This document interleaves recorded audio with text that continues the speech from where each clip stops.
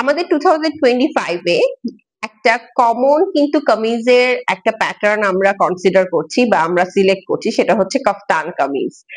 আমাদের যেহেতু সামনে ঈদ, আমরা কিন্তু কাফতান কামিজটাকে অনেক বেশি ট্রেন্ডে দেখতে পাচ্ছি।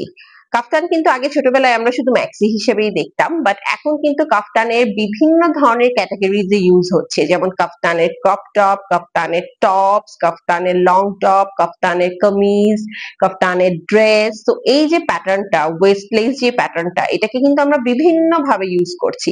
সো এবার 2025 এ ঈদ উল ফিতরে যেহেতু কাফতানের একটা ফ্যাশন আছে, আমরা যদি নিজেরা চাই যে আমরা ফ্যাব্রিক নিজেরা কিনে টেইলর করে নিজেরা বানিয়ে দিব, তাহলে কিন্তু আমরা যে ফ্যাব্রিক গুলো সিলেকশন করব, জেনারেলি যেই ফ্যাব্রিক গুলো দুই সাইডে এই ধরনের একটা প্রিন্ট থাকে। সো এই ধরনের প্রিন্ট থাকলে যেটা হবে যে আমাদের এক্সট্রা লেস বা এক্সট্রা বর্ডার করে কাফতানটাকে মেক করতে হবে না, আমরা ইজিলি খুবই সহজে কাফতানটা মেক করতে পারবো।